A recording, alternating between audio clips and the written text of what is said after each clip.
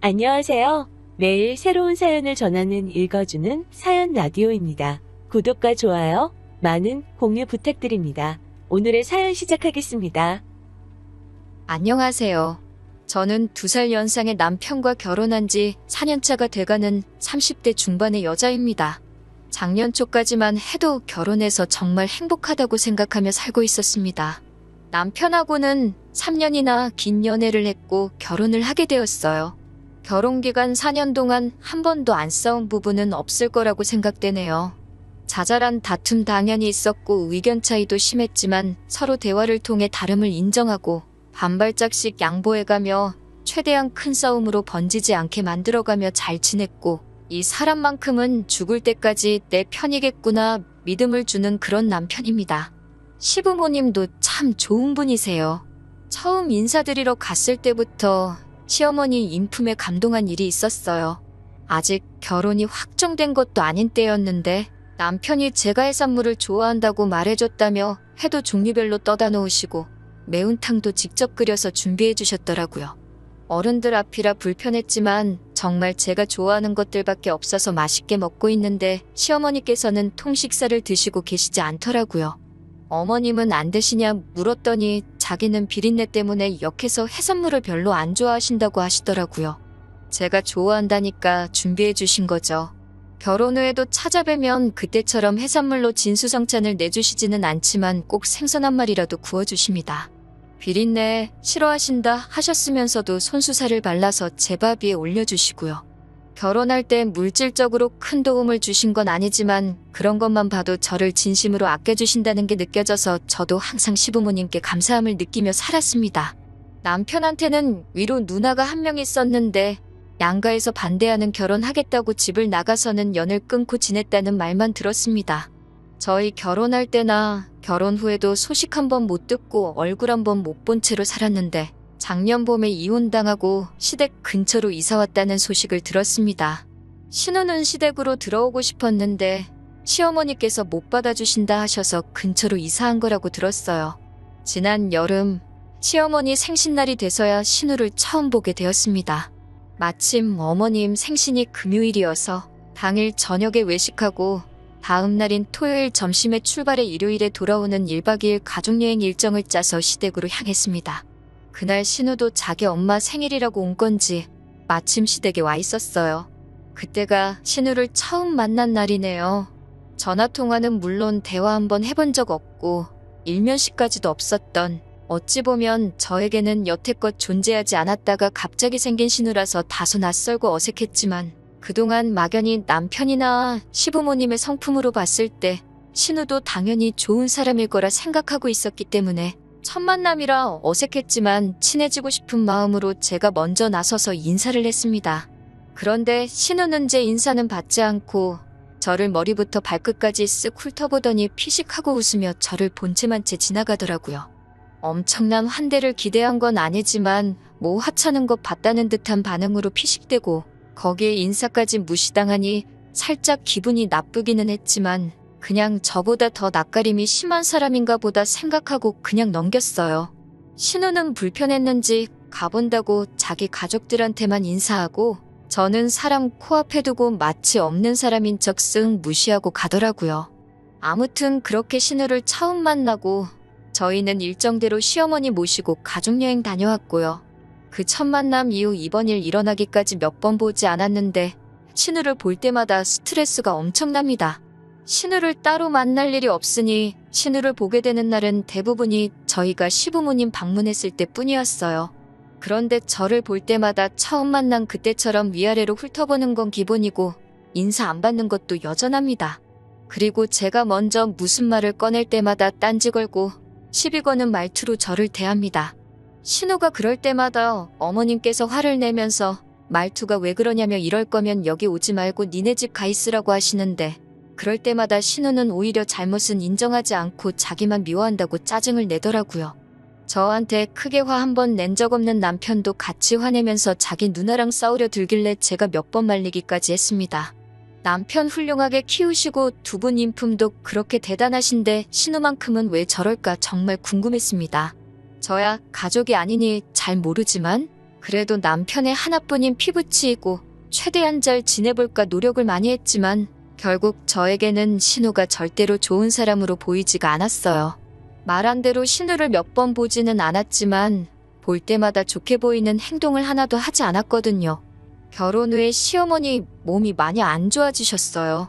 형편이 넉넉하지 못해 아버님도 친구분 소개로 아파트 경비 일을 하고 계시고 어머님도 매일은 아니고 이틀 3일에 하루씩 건물 청소 같은 일 하시면서 생활비를 벌고 계셨거든요. 저희가 벌이가 엄청 많은 건 아니지만 몸 아픈데 계속 일하시는 시어머니를 두고 볼 수가 없어서 생활비를 저희가 보내드릴 테니 일은 이제 그만 나가시라 말씀드리고 몇백씩 되는 큰 돈은 아니지만 그래도 건물 청소하셔서 버는 돈 정도를 달달이 보내드렸거든요. 그런데도 어머님은 저희 모르게 계속 건물 청소 일을 다니고 계셨던 거예요. 왜 그렇게 일을 하시나 했는데 어느 날 시부모님 댁에 방문한 날에 그 이유를 알게 되었습니다. 신우가 이혼 후에도 직장도 안 다니고 있는 걸로 알고 있는데 자기 사는 집 월세며 생활비를 어떻게 충당하나 위자료를 잘 받았나 뭐 그런 생각을 하고 있었거든요.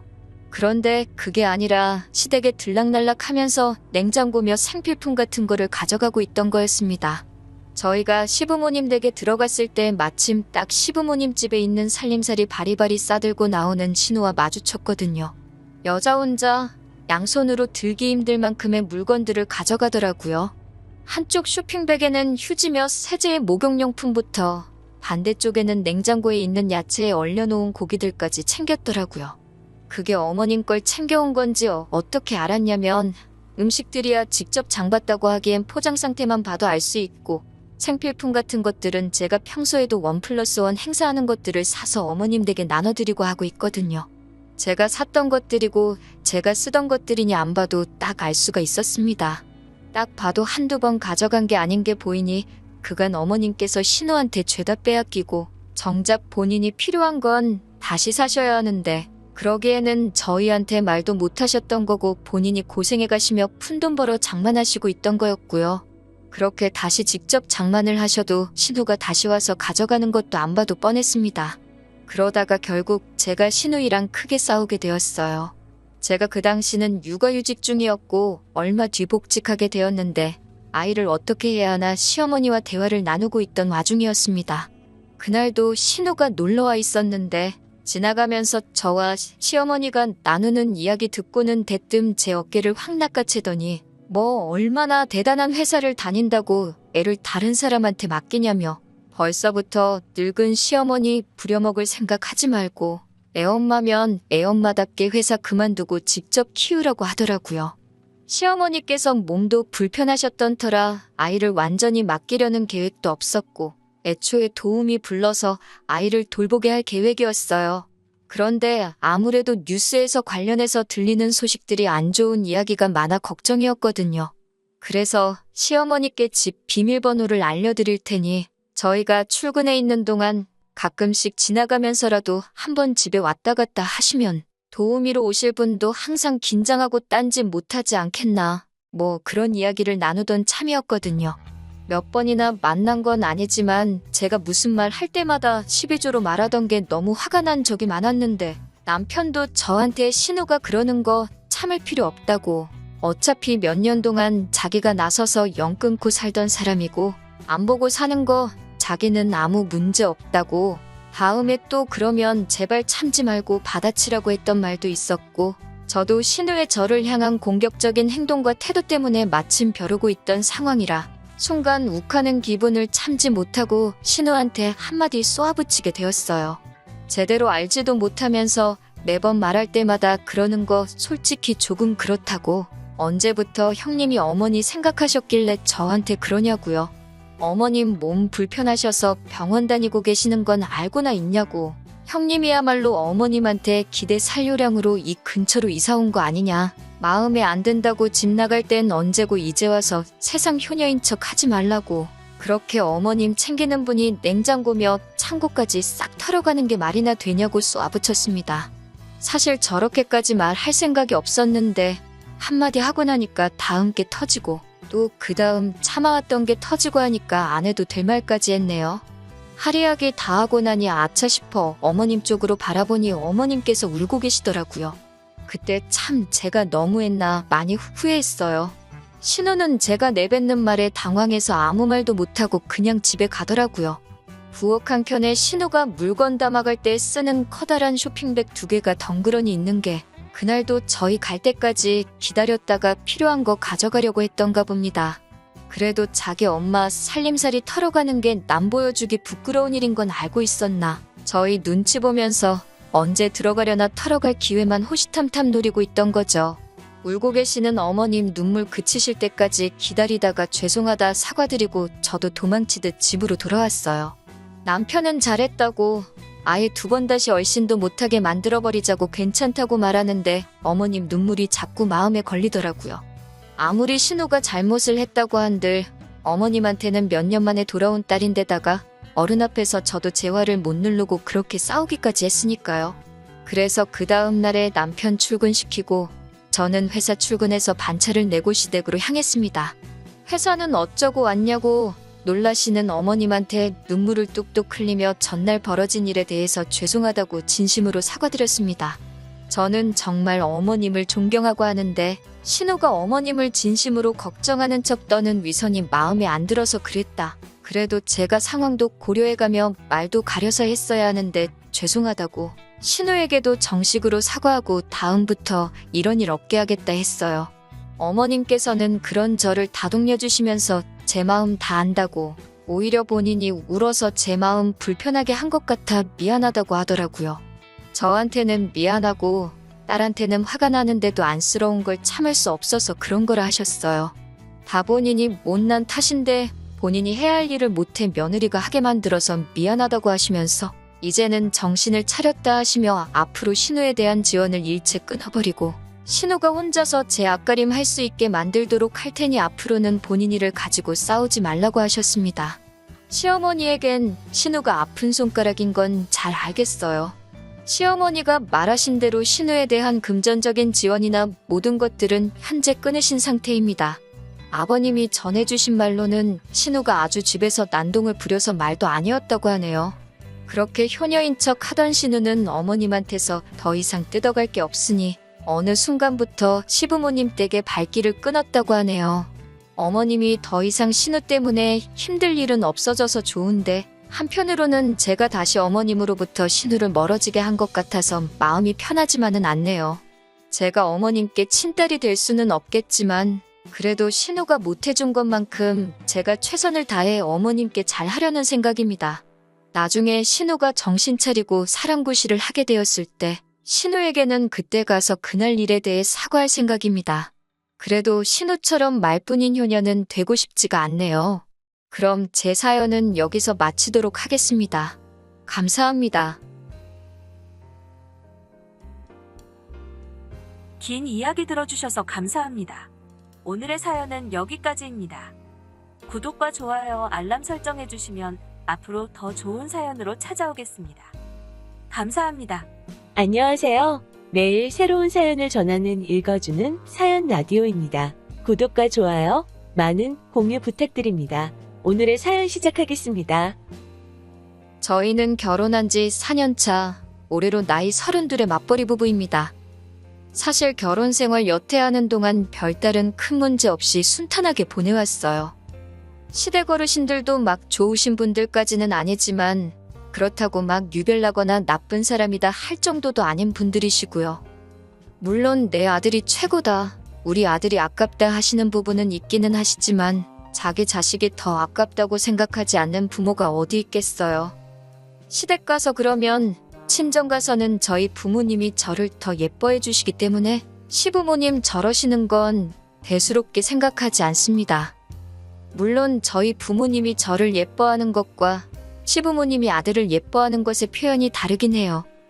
그냥 우리 딸, 우리 아들 최고 정도로만 하시면 딱히 기분 상할 것 없이 좋겠는데 시부모님, 특히 시어머니는 가끔 제 앞에서 남편 자랑을 하는 게 아니라 저를 깎아내리면서 남편을 치켜 올려줄 때가 있으세요. 저보고 너는 우리 아들 만나서 팔자 폈다, 뭐 이런 식으로 잊을만 하면 한 번씩 툭툭 꺼내십니다. 남편하고는 연애 결혼을 했어요. 제가 직장 생활도 남편보다 훨씬 먼저 했어요.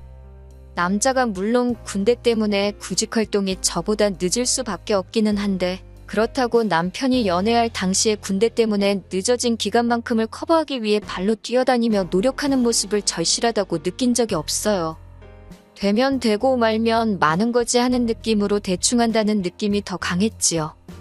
그러다가 제가 지금 다니는 직장을 다니기 전에 몸담았던 회사에서 저한테 다시 같이 일해볼 생각이 없냐는 식으로 연락이 와서 저는 지금 다니는 곳이 마음에 들어서 어려울 것 같다.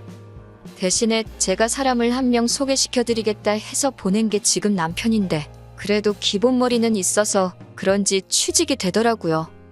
아무튼 둘이서 같이 사는 데는 딱히 문제도 없고 둘이서 다투더라도 제가 먼저 참거나 남편이 먼저 사과하는 식으로 큰 싸움으로 번진 적이 한 번도 없어서 그런지 별것도 아닌 걸로 피 터지게 싸우는 사람들 보면 그냥 나는 평범하게 결혼 잘했구나 하는 생각을 했어요. 저와는 평범한 부부들이 다투듯이 가끔 싸우긴 하는데 다른 건 몰라도 남편이 저희 가족들과 친척들에게는 정말 잘했습니다. 저희 부모님께 잘하는 것은 물론 제가 어릴 적 친정부모님이 사업하시느라 바쁠 때 저를 돌봐주셨던 저희 친할머니에게도 엄청 잘했어요. 친할머니께서는 워낙 옛날 분이시니 남아선 호사상이 약간 몸에 배어있어서 그러신지 불편해할 법도 한데 군소리 없이 할머니 자주 찾아뵙는 모습에 항상 저한테 남편 잘 만났다고도 하시고 저보고 요즘 저런 남자가 어딨냐고 남편에게 잘하라고도 하셨습니다. 그리고 남편이 워낙에 잘했기 때문에 남편을 참 마음에 들어하기도 했고요. 그러다 최근 얼마 전에 저의 친할머니께서 교통사고로 돌아가시게 되었습니다. 할머니께서 보험도 많이 들어놓으셨고 해서 보험금도 많이 나왔고 교통사고의 원인이 된 가해자도 사죄의 의미로 돈을 많이 보내왔어요. 합의금 목적은 아니고 이 분도 본인이 젊을 적에 어머니를 사고로 잃은 분이시라고 합니다. 그렇게 원망을 했는데 정작 본인이 사고를 내면서 저희 할머니가 그렇게 되셨으니 자기도 어떻게 해야 할지 모르겠다며 울면서 죄송하다고 사죄를 하시더라고요. 그래서 할머니 앞으로 나온 보험금에 이 분이 주고 가신 현금만 해도 엄청 큰 돈이 되었다고 합니다. 저는 이 사실을 사실 할머니 장례식이 끝날 때까지 알지 못했어요.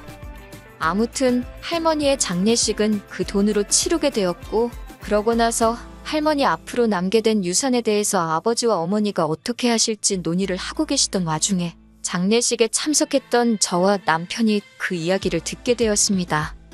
사실 할머니께서 노안으로 돌아가신 것도 아니고 사고 때문에 떠나가신 터라 다들 경황이 없고 허망한 상황인데 남편은 그 와중에도 저를 쿡쿡 찌르면서 보험금이 얼마나 나왔길래 저런 걸 심각하게 상의까지 하시냐고 저에게 물어보더라고요. 제가 결혼해서 친정에서 살고 있는 것도 아니고 매일 저녁에 같이 잠들고 매일 아침에 같이 일어나는 부부인데 그걸 어떻게 알겠어요? 정말 모르니 나는 아는 바가 없다고 대답했는데 어떻게 저보고 모를 수 있냐고 하더라고요. 그리고 빨리 아버지한테 가서 우리 앞으로도 뭐 돌아올 몫이 있는지 한번 알아보라는 거예요. 조금 그랬어요. 보험금이 얼마나 나온지도 모르는 상황이기도 하고 그리고 다른 것도 아니고 우리 할머니가 돌아가신 거고 저희 아버지가 상주인 상황에 저보고 아버지한테 가서 할머니 앞으로 보험금이 얼마나 나왔는지 우리 몫이 있는지 물어보는 게 어디 사람이 할 짓인가요? 사람이니까 돈에 욕심이 생기는 건 당연하다고 생각해요. 하지만 장례도 안 끝난 상황에서 그 돈이 얼만지는 왜 궁금하고 그중에 우리 몫이 있는지 욕심을 내고 싶을까요? 그래서 그런 건 우리 부모님이 알아서 할 문제고 내가 아무리 외동딸이고 할머니와 가깝게 지냈다고 하지만 할머니 유산은 할머니의 자식들인 어른들이 먼저 알아서 나누는 게 맞지 않느냐고 저는 그게 저한테까지 오지 않는다고 해도 관심 없다고 말했어요. 그랬더니 그게 왜 관심이 없냐고 하면서 솔직히 우리가 결혼할 때 너네 친정에서 해준 게 뭐가 있냐고 막말을 하네요. 결혼할 때 이야기 끄집어내면서 치사하게 그러더라고요. 친정에서 해준 게 뭐냐는 말도 어이도 없는 게 저희 결혼할 때 시부모님이 집을 해주시기는 했는데 그게 알고 보니 전부 대출이었고 언젠가부터 이자 내기 힘들다고 하셔서 저희가 신혼부부 대출 새로 받아서 이자 낮추고 현재는 그것 저희가 벌어서 갚고 있거든요. 오히려 시댁에서 집해준다는 이유로 친정에서 무리해서 예단과 혼수를 해야 했었고요. 이런 식으로 나올진 모르고 계산해 본 적은 없는데 따지고 보면 오롯이 예단과 혼수 그리고 결혼식 비용에 들어간 돈만 계산해봐도 여태껏 시부모님이 상환해 주신 대출금보다 훨씬 몇 배나 많을 거예요. 그런데도 해준 게 뭐냐는 소리를 들어야 하는지 정말 어이가 없더라고요.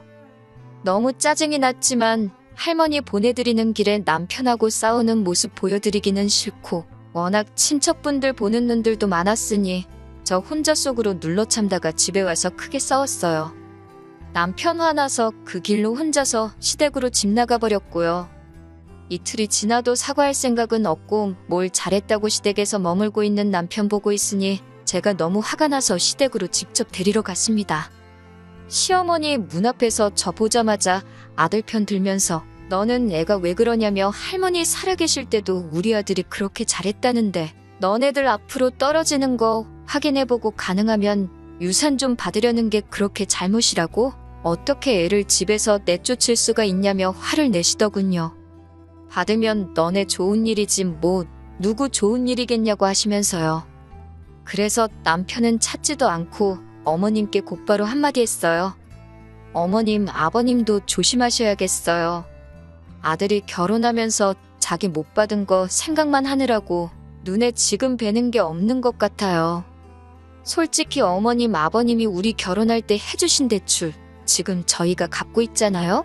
안 그래도 대출금 갚는 게 우리한테 돌아왔을 때부터 그저 돈돈돈거리면서 사람이 아주 변했다고요. 그간 고생해서 그런가? 아주 돈이면 눈이 홀랑 까디집혀서 저런다고 저도 요즘 너무 무섭다고 말씀드렸네요. 혹시나 남편이 효도한답시고 생명보험이든 뭐든 보험 하나 들어야지 않겠냐고 가입을 권유하면 절대로 하지 말겠다 하시라고.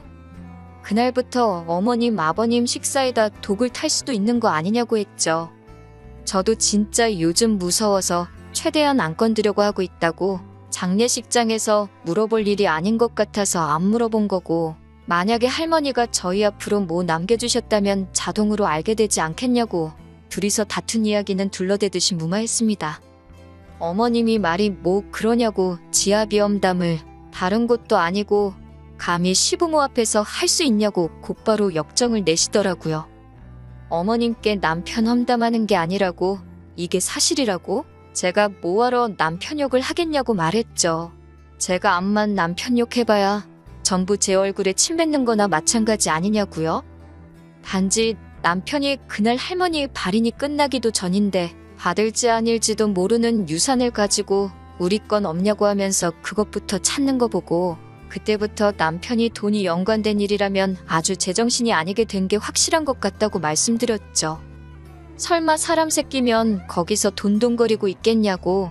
거기에 저희 부모님도 아니고 자식들 버젓이 살아있는 우리 할머니 장례식인데 친척들 앞에서 우리 앞으로 떨어지는 유산이 없냐고 물어보려고 하는 것부터가 말이나 되냐고요. 아무리 가정교육을 못 받은 천하에 못 배운 놈일지라도 상황에 맞게 할 말 안 할 말 가릴 텐데 그 상황에서도 저러는 거 보면 아주 중증이 아니겠냐고 한 번 더 비꼬고 나서 어머님하고 아버님은 한동안은 진짜 조심하셔야겠어요.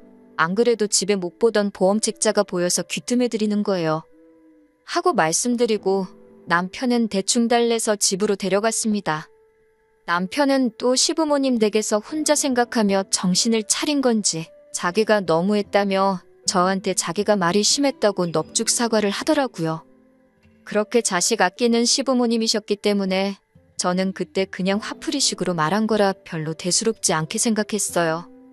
그런데 그 말이 시부모님께는 크게 와닿은 건지 그 말이 신경 쓰이기는 한가 보더라고요. 그 일이 있은 뒤 얼마 후에 시부모님께 찾아간 날이었습니다.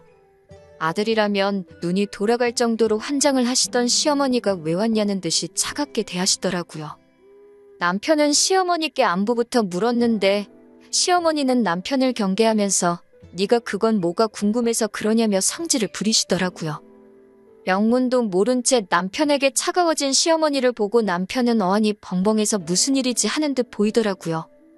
저녁 식사를 사주겠다는데도 제가 한 말이 그렇게 신경이 쓰이셨는지 끝끝내 외식하자는 제안은 거절하시고 어머님 냉장고에 있던 재료와 밑반찬들만 가지고 식사를 차려주셨어요.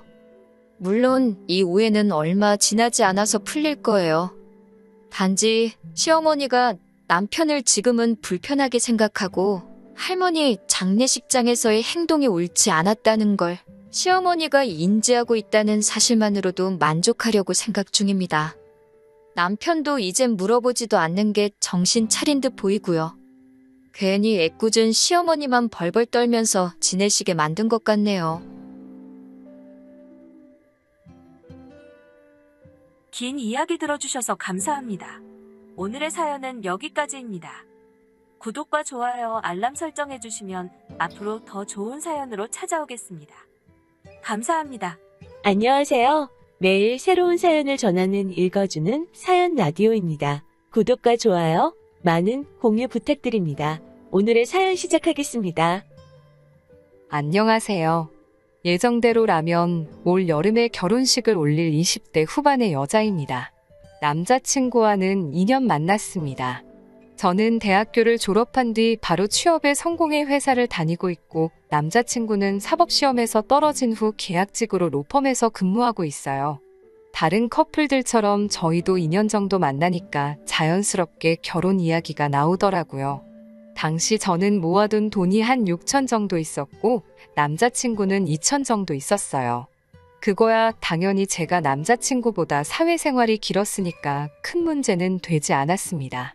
돈이라는 거야 앞으로 같이 벌어가면 되는 거고 남자친구가 4천을 저보다 덜 모았다고 해서 그게 저희 결혼 생활에 어떤 큰 영향을 미치게 되는 건 아니라고 생각했어요. 양가의 도움을 받을 수 있으면 좋고 못 받아도 작게 시작하면 된다는 마음으로 그렇게 결혼을 준비 중이었습니다. 그리고 남자친구의 전세 계약이 4월에 끝난다고 하더라고요.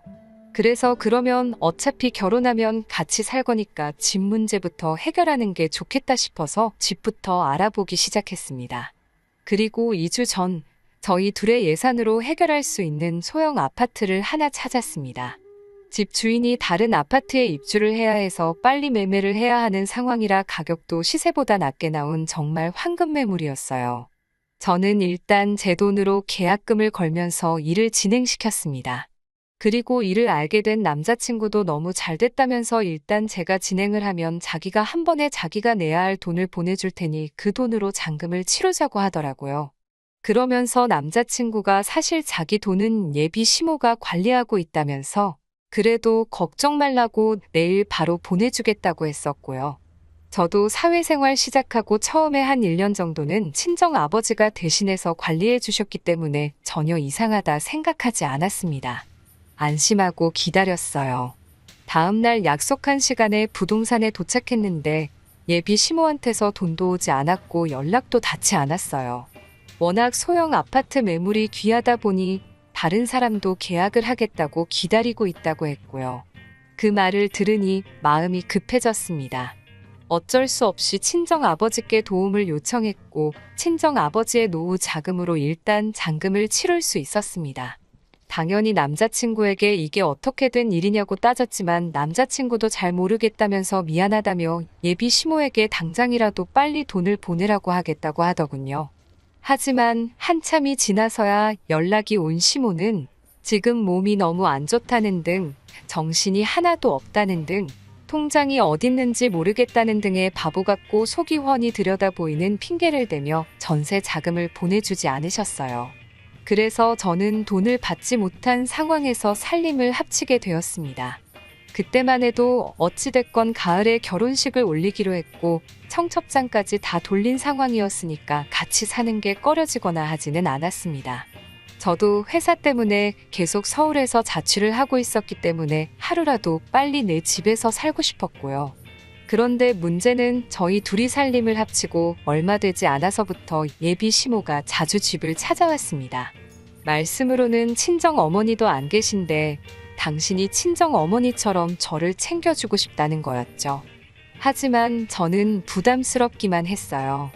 친정 어머니만큼 편하신 존재도 아니었고 저도 일 끝나고 집에 오면 쉬고 싶고 주말에는 늦잠도 자고 싶은데 아무 때나 배를 누르시니 없는 척을 할 수도 없고 죽겠더라고요. 하지만 더 저를 힘들게 한 건 예비 시모의 무력이었어요.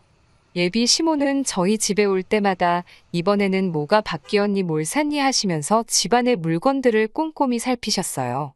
저는 처음에만 해도 내가 혹시 돈을 사치스럽게 쓰는지 확인하려고 하시는 건가 생각했는데 그게 아니었더라고요. 시모가 그러는 이유는 자기 마음에 드는 물건을 가져가기 위해서 그런 거였어요. 한 세 번째 방문 때인가 인기가 많아 배달이 밀리던 대형 TV가 한 달 만에 집에 들어왔을 때였어요.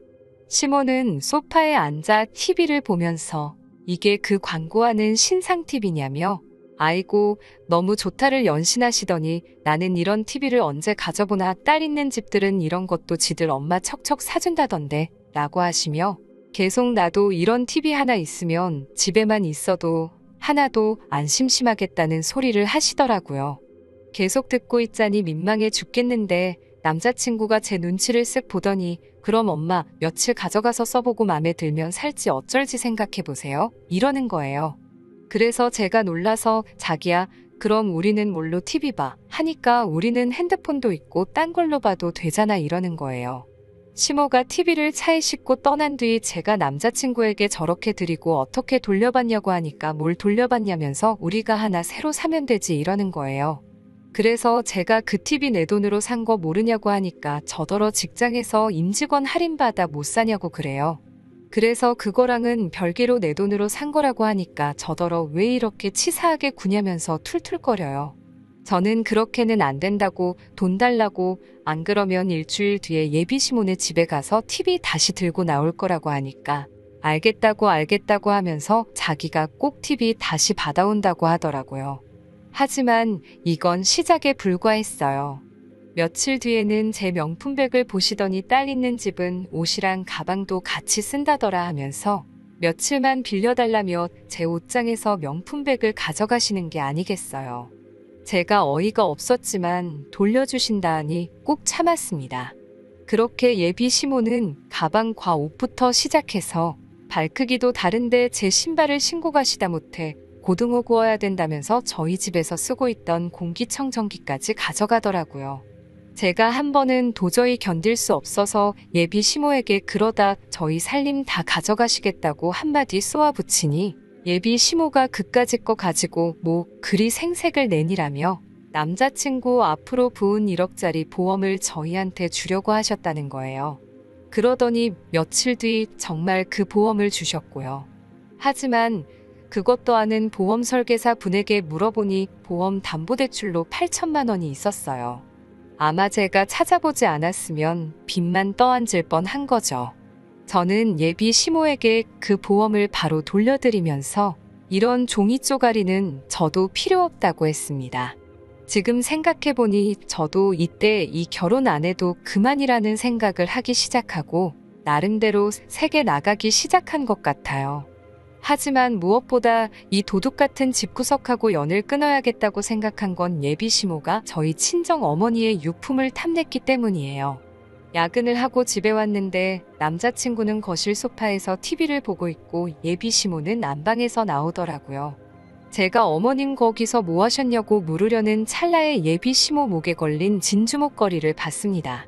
그건 저희 친정 어머니가 살아 생전에 아끼시던 목걸이였어요.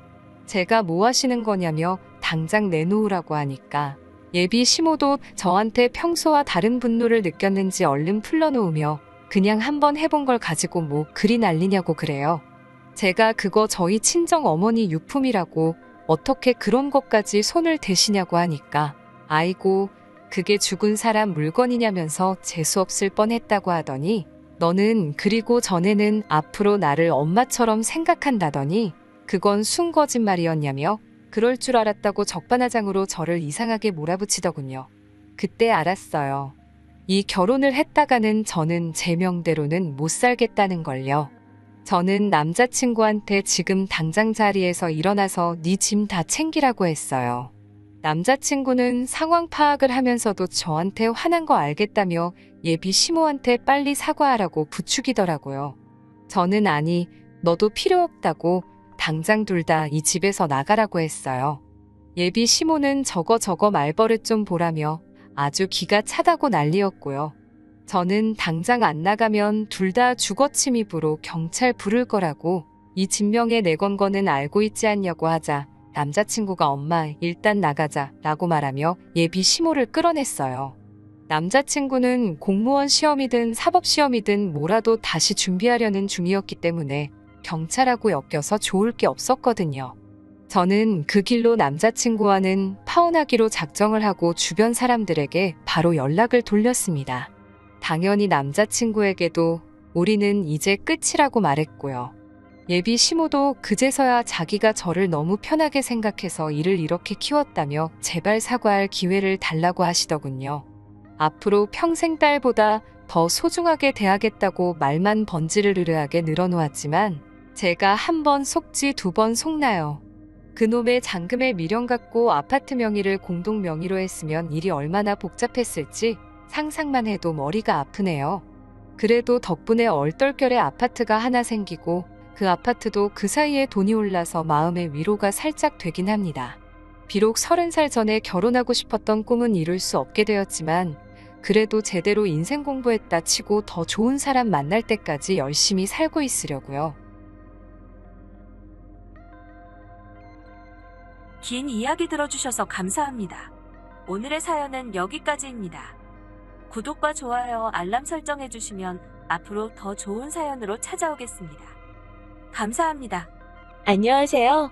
매일 새로운 사연을 전하는 읽어주는 사연 라디오입니다. 구독과 좋아요, 많은 공유 부탁드립니다. 오늘의 사연 시작하겠습니다. 안녕하세요. 저는 예정대로라면 5월 셋째 주 토요일에 결혼을 하는 여자입니다. 나이는 20대 중반이고요. 저보다 3살 많은 남자친구와는 반년 정도의 짧은 연애를 했습니다. 남자친구는 첫눈에 제게 반했다며 저에게 매달리다시피 하면서 애정 공세를 퍼부었어요. 덕분에 서로 알게 된 지 2달 만에 연인 사이가 되었고 그 이후로 반년 좀 넘는 연애를 했습니다. 사실 이렇게 빨리 결혼식을 올릴 생각은 없었는데 어느 날 갑자기 남자친구의 아버지가 곧 회사에서 명예퇴직을 하실 예정이라 하시면서 어차피 결혼할 거면 좀 일찍 하면 어떻겠냐고 하셨나 봐요. 그래도 현직에 있을 때 아들이 결혼식을 올리면 좋겠다고요. 솔직히 친정부모님은 이 부분을 굉장히 마음에 들어하지 않아 하셨지만 그래도 남자친구가 주말마다 찾아와서 인사드리고 노력한 결과 이렇게 속전속결로 결혼 준비를 하게 되었네요. 저는 대학교를 1년간 휴학하면서 공무원 시험을 준비했습니다. 그리고 그 이듬해 7급 공무원 시험에 합격할 수 있었어요. 그 이후로 처음엔 대학교는 취업계를 내고 일을 하면서 천천히 졸업을 할까 고민하다가 자퇴를 하는 쪽으로 마음을 정했습니다. 그 이유는 저희 집 경제 사정 때문이기도 했습니다. 아버지는 예전에 공사장에서 일을 하시다 무릎을 다치셨는데 제때 치료를 받지 못해서 지금도 거동이 불편하십니다. 그나마 어머니가 노래 강사로 동네 복지관이나 문화센터에서 수업을 하시면서 벌어오시는 수입으로 저희 세 식구가 생활을 하고 있었습니다. 그렇기에 공무원 시험까지 합격한 마당에 등록금을 쏟아부으면서 대학을 다녀야 할 이유가 없더라고요. 남자친구는 당시 보험회사를 다니며 보험 설계사로 일하고 있었고 모아둔 돈은 많이 없다고 하더라고요. 저 역시 이제 막 수험 생활을 끝내고 사회인이 되었으니 모아둔 돈이라곤 대학교 때 아르바이트를 하며 모은 몇백이 전부였죠. 둘의 사정을 이해하신 양가 부모님으로부터 최소한의 도움을 받아 허례허식 없이 결혼 준비를 시작했습니다. 집값과 예식장 비용까지 정확하게 반반으로 부담했기 때문에 큰 잡음이나 트러블은 없었고요. 하지만 지금 저는 파혼을 생각하고 있습니다. 그 이유는 바로 시모 때문이에요. 아니 사실 뭐 시모만 문제겠어요. 그런 시모를 어떻게 하지 못하는 시부와 남편도 다 한통속이지요. 3주 전에 있었던 일입니다. 예비 시가의 청첩장과 관련하여 드릴 말씀이 있어서 다녀왔는데 여기서 문제가 생겼습니다. 시모가 저에게 대뜸 신혼여행에 가서 아이를 만들어 오던지 아니면 아무리 늦어도 5월 안에는 제가 임신을 해야 한다고 하시더군요.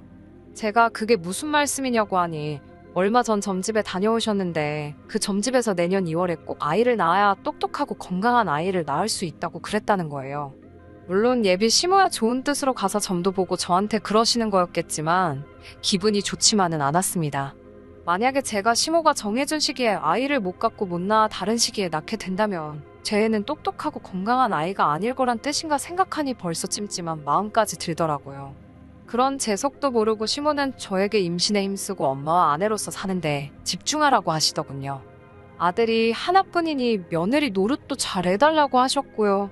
그리고서는 아이 셋을 낳은 후에는 직장에 다녀도 된다고 하시기에 제가 직장에서 그렇게는 안 해줄 거라고 하니까 예전에는 멍청한 애들이나 하던 공무원이 요즘 너무 까다롭다면서 혀를 차시더군요. 솔직히 이런 이야기를 들을 때 이미 이 결혼은 하는 게 아닌 것 같다는 생각을 하고 있었어요. 하지만 이미 주변 사람들한테 청첩장도 다 돌린 상황이었기에 결단을 내리는 게 생각만큼 쉽지 않았습니다. 그래서 일단은 남자친구에게 나는 결혼해도 직장을 관둘 생각은 없고 아이도 한 명만 낳을 거라고 했어요. 아이를 낳으면 내가 다 육아를 해야 하는데 그럼 나는 똑같이 채용된 남자 동료들에 비해 그만큼 뒤처질 수밖에 없다고요. 그리고 결혼 비용도 공평하게 부담했으니 며느리 노릇 사위 노릇 공평히 하고 명절에는 번갈아 가면서 설날엔 시댁 먼저 추석엔 저희 집 먼저 가자고 했습니다. 그리고 저는 결혼을 하는 거지 남자친구한테 시집을 가는 게 아니니까 지난번처럼 고압적인 태도로 시모가 저에게 너는 이제 우리 집 귀신이라는 등 출가 외인이라는 등의 말씀은 하지 않게 중간에서 잘 막아달라고 했어요. 남자친구는 저의 그런 요구에 좀 놀란 것 같기는 했지만 제가 이 정도도 합의가 안 되면 결혼 다시 생각해보자고 좀 세게 나가봤습니다. 그러자 남자친구가 자기는 저를 너무 좋아해서 저를 닮은 아이를 셋을 낳고 싶고 공무원은 육아휴직 제도도 발달해 있으니까 아이를 많이 낳아도 잘리거나 뒤처지지 않을 것 같다고 저를 설득하려 들더라고요. 그리고 결혼 비용을 반으로 부담한다고 해도 며느리는 며느리로서 요구되는 도리가 분명히 있는데 어떻게 시모한테 그런 말도 하지 말라고 할 수 있냐며 저더러 조금만 양보를 할 수는 없겠냐고 하더군요. 그런 말을 듣고 있으니까 점점 더 기가 차더군요. 그래서 제가 청첩장 나왔다고 결혼식 못 물을 것 같냐고 따졌습니다.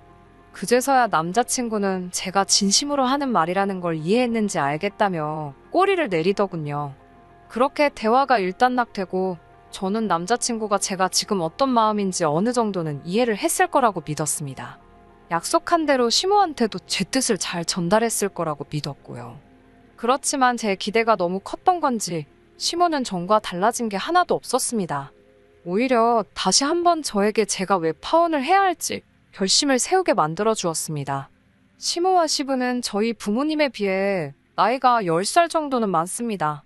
저희 부모님은 결혼을 일찍 하신 편이었고 시모와 시부는 당시 시대를 고려했을 때 늦게 하셨거든요.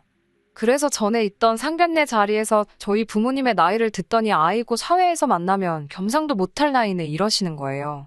저희 부모님은 그래도 딸 상견례 자리라고 그런가요? 라고 어색하게 웃으며 넘기셨고요. 그 외에도 신경에 거슬리는 대화가 오고 가긴 했지만 그래도 좋은 날이라서 그럭저럭 지나갔습니다.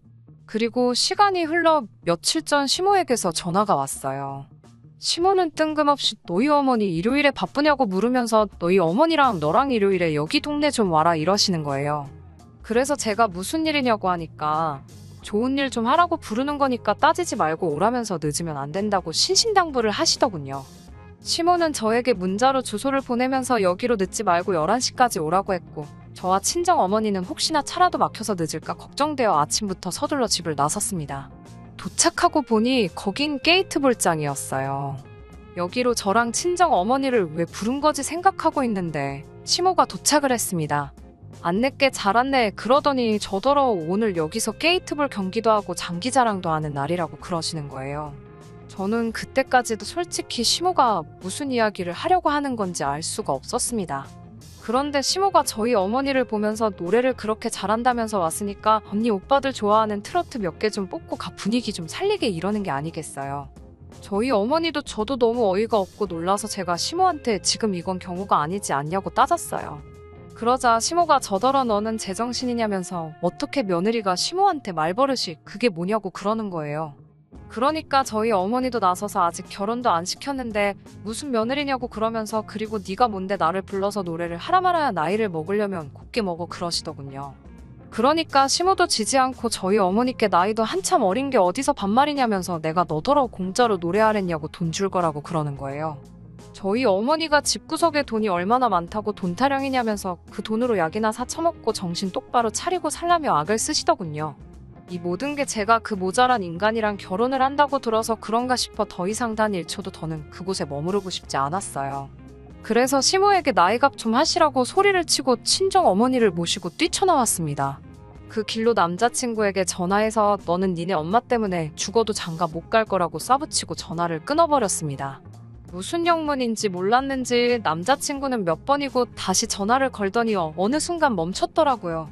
아마 지네 엄마한테 들었을 거예요. 집으로 돌아오는 차 안에서 아직도 분이 안 풀린 어머니를 보니 너무 죄송하더라고요. 그런데 어머니가 먼저 저에게 그런 집구석이랑 사돈이라도 됐으면 진짜 무슨 꼴을 보고 살았을지 모르겠다며 차라리 잘 됐다고 그러시더군요. 저도 그렇게 생각했고요. 집에 도착하니까 남자친구한테 장문에 문자와 10번이 넘는 부재중 전화가 걸려와 있었어요. 하긴 지 주제에 어디서 저 같은 사람을 만나겠어요. 아차 싶었겠지요. 하지만 이제 버스는 떠난 거 아니겠어요.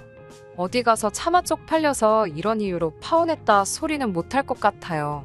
그냥 성격 차이라고 하려고요. 기왕 이렇게 된 거 진짜 제대로 된 사람 시간을 갖고 찾아봐도 괜찮겠지요? 남자친구도 평생을 두고두고 지내 엄마 때문에 저를 놓친 걸 후회하며 지냈으면 싶네요. 긴 이야기 들어주셔서 감사합니다. 오늘의 사연은 여기까지입니다. 구독과 좋아요, 알람 설정해주시면 앞으로 더 좋은 사연으로 찾아오겠습니다. 감사합니다. 안녕하세요. 매일 새로운 사연을 전하는 읽어주는 사연 라디오입니다. 구독과 좋아요, 많은 공유 부탁드립니다.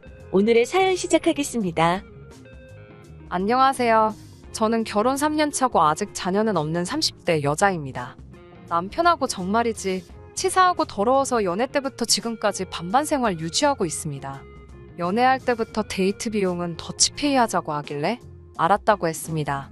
그리고 결혼 이야기가 나올 때쯤 집은 양가에서 지원받기로 해서 반반씩 내서 마련하고 공동 명의로 했어요. 저는 결혼식 비용 외에도 혼수랑 예단 같은 게 있으니까 들어간 비용은 거의 똑같지만 집에 들어간 돈은 남편보다 적었어요. 그러니까 남편이 자기 쪽에서 집값을 더 냈다고 말하면서 집을 자기 명의로 한다길래 알겠다고, 그럼 남은 대출금 전부 너 혼자서 다 갚을 거면 그렇게 하라고 하니까 5분도 안 지나서 꼬리 내리고 공동 명의로 하자고 하더라고요. 결혼식 비용이나 혼수는 제가 했지만 그래도 신혼여행 가는 비용만큼은 서로 반반씩 했습니다. 그런데 신혼여행 가서도 그렇게 자기 돈 쓰기가 아까운지 먹을 거 제대로 사 먹지도 못하고 저 먹는 거 쳐다만 보고 있길래 비 오는 날 길가에 있는 고양이만 봐도 마음이 안쓰러운데 다른 나라까지 와서 먹어보고 싶은 거 못 먹는 모습 보니까 불쌍해져서 몇 번은 제가 사줬습니다. 그러니 솔직히 따지면 반반 결혼식을 했어도 아주 눈꽃만큼일지라도 제가 더 했으면 했지. 남편 쪽보다 덜 하지는 않았을 거예요. 근데 막상 살아보니 결혼 생활은 반반이 안 되더라고요. 금전적인 부분이 아니라 생활에 얽힌 부분이 말이에요.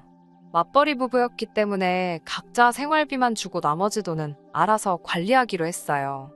여기서 생활비는 사는 거, 전반적인 부분에 드는 비용부터 공과금의 보험비, 양가 어른들 용돈 드리는 것까지 전부 다 포함된 거였고요. 둘이서 월급도 비슷한 편이라서 남는 돈은 정말 별 차이가 없어요. 그런데 저도 일하고 남편도 일하는 맞벌이 부부인데 일은 똑같이 하고 집안일은 전부 다 제 몫이더라고요. 남편은 자기는 한 번도 해본 적 없는 일이라고 발을 슬슬 빼기 시작했고, 결혼 초반에는 저도 모르게 당연히 집안일은 제가 할 일이라고 생각했어요. 벌이가 비슷하지만 남편 회사가 야근도 잦고 그래서 퇴근하면 곧바로 잠들어 버리기 일쑤거든요. 그러니 어느 순간부터 저도 모르게 집안일은 다 죄다 도맡아 하고 있더라고요. 그런데 그것도 모자라서 저희 신혼집이 시댁과 가깝거든요. 친정은 가까운 지방 중소도시지만 그렇다고 자주 가기에는 무시할 만한 거리는 아니고요. 시댁이 가까운 만큼 친정보다는 더 자주 볼 기회가 많은 건 사실이죠. 그런데 시어머니는 정말 뻑하면 전화해서 저를 불러내십니다. 쇼핑을 가실 때도 부르시고 마트를 갈 때도 부르시고 심지어 심심하시면 아무 때나 전화도 하십니다. 친하게 지내시려는 마음이신가 싶긴 하지만 만날 때마다 어쩔 수 없이 돈을 쓰게 되더라고요. 게다가 신우도 언니 언니 하면서 이거 사달라 저거 사달라 하는데 안 사줄 수도 없잖아요. 게다가 만나면 용돈 달라고 하는 철없는 시동생까지. 처음에는 솔직히 시댁 식구들하고 잘 지내고 싶어서 웬만하면 다 들어주려고 한 것도 있어요. 그런데 이런 식의 생활이 1년 정도 계속해서 반복되니까 결국 폭발하고 말았네요. 정말 피마르는 1년이었거든요. 정말 너무 억울하더라고요. 그래서 하루는 남편에게 쏴붙였습니다. 아니, 우리 처음부터 합의해서 반반으로 결혼했고 그렇게 생활하기로 했는데 왜 나만 집안일 혼자 하고 너네 가족한테 이렇게 불려다녀야 하냐고. 나 불려다니는 동안 너 우리 엄마 아빠한테 전화 한 번이라도 먼저 해본 적 있어? 아니면 내 동생들한테 용돈 한 번 줘본 적 있냐고. 미친 듯이 따져 물었습니다. 원래는 동갑내기 커플이지만 그래도 남편한테 야 너 이렇게 부르지는 않는데 그날은 도저히 참을 수가 없더라고요. 거실 한복판에 드러누워서 미친 여자처럼 바닥을 대굴대굴 구르고 손바닥이 빨개질 때까지 제 가슴을 쳐대며 울었습니다. 그래도 속이 안 풀리더라고요. 남편도 그런 제 모습을 처음 봐서 그런지 놀란 토끼 새끼 마냥 눈을 동그랗게 뜨고 바라보더니 말을 잇지 못하더라고요. 하지만 더 열받는 건 놀라서 저를 쳐다만 볼 뿐 자기가 뭘 어떻게 하겠다던지 바뀌겠다던지 이런 이야기는 안 하고 정말 눈만 껌뻑거리면서 있는 게 저를 더 미치게 만들더라고요. 더 해봤자 속이에 경일 끼고 저 혼자 어렵사리 마음 추스리고 잠에 들었습니다. 그리고 그 다음날 아침 식탁에서 남편에게 선언했습니다. 연애 때부터 너가 노래를 부르던 그 반반 어디 이제 진짜로 한번 시작해보자고 말이죠. 남편은 그게 무슨 소리냐는 듯 저를 쳐다보더라고요. 그래서 저는 하나하나 구체적으로 일러줬습니다. 일단 생활비부터 줄이기로 했습니다. 생활비는 딱 관리비와 대출금, 식비나 전기세 등등 생활하는데 필수적으로 들어가는 공동지출비만큼만 서로 똑같이 내기로 했어요. 그 외에 실비보험이나 시댁에 드리는 용돈, 교통비부터 간식값까지 널 위한 돈이나 너네 가족을 위한 돈은 전부 다 네가 버는 돈에서 알아서 하라고 했습니다. 물론 저도 제 돈은 제가 알아서 관리하기로 했고요. 집안일도 반반이다. 네가 먹은 건 네가 설거지해라. 나도 내가 먹은 건 내가 할 테니까. 혹시나 해서 하는 말인데 네가 안 하고 뭉개면 내가 해줄 거라는 기대는 하지 말아라. 내가 설거지 안 하면 밖에 나가서 내 돈 주고 사 먹는 한이 있더라도 나도 안 할 거니까. 그리고 네 빨래 네가 해라. 군대 갔다 왔으니 네 셔츠, 양말, 팬티쯤은 빨 수 있지 않냐? 식사만큼은 나도 먹어야 되고 너보단 내가 요리를 더 잘하니까 내가 하겠지만 대신 음식물 쓰레기, 분리수거 등등 쓰레기 관련된 건 내가 전담해서 해라.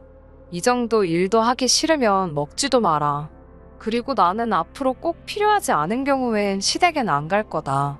난 알지도 못하는 니네 조상 챙기자고 회사 자꾸 빠질 수 없다. 나 회사 관둘 생각도 없고 앞으로는 어머님이 전화하신다고 쪼르르 달려나가는 일도 안 할 거다. 이유 없이 불려가서 잔소리 듣는 일도 싫다. 네가 중간에서 잘 정리해라. 혹시나 불가피한 이유로 시어머니 만나게 되면 그날 내가 쓴 돈은 너한테 그대로 돌려받을 거니 그렇게 알아라. 네 부모님, 네 동생들 해주는 거니 아까워하지 말아라. 여태까지 다 내 돈으로 했다.